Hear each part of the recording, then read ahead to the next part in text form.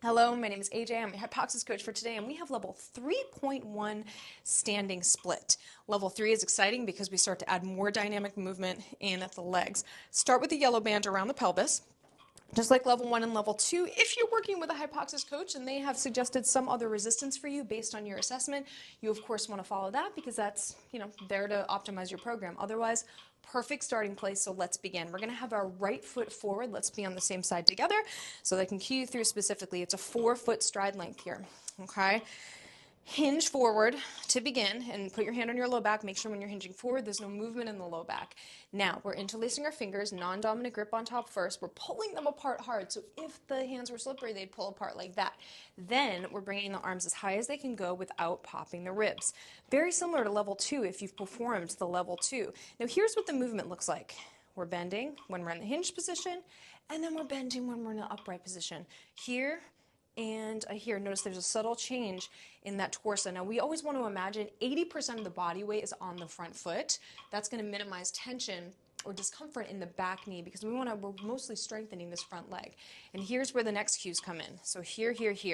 We are staring at our knee when we're in the hip hinge position every single time. The knee is stacked over the ankle, so a nice perpendicular angle with this bottom leg. And then the knee is also shooting a laser over the third toe. That's important. So not here, but right there. Now, the pressure under the front foot is going to maintain consistent the whole time where it's under the big toe and the inner heel of the front foot the entire time. Lastly, ground resistance. When I cue ground resistance, what I mean is that front foot is pulling back toward the back foot. So if the floor were slippery, it'd pull back just like that. Check it out. You're going to feel a ton of hamstrings and glutes when you do that.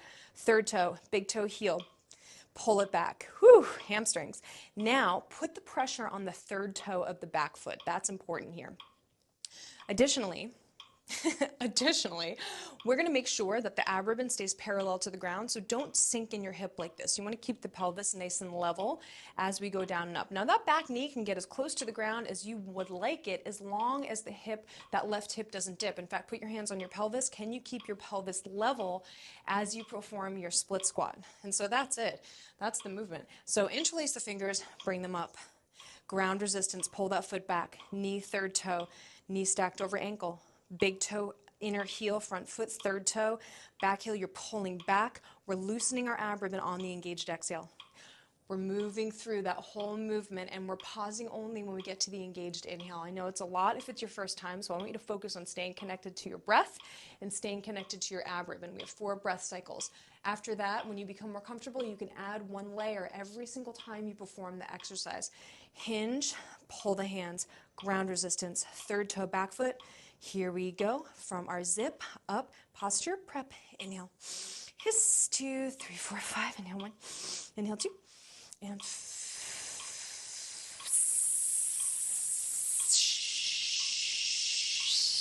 pause here, inhale, fill the ribbon. Panorama view when you come up. Inhale, inhale.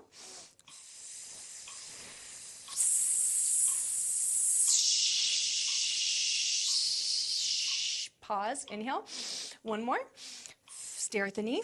Panorama view. Loosen your ab ribbon.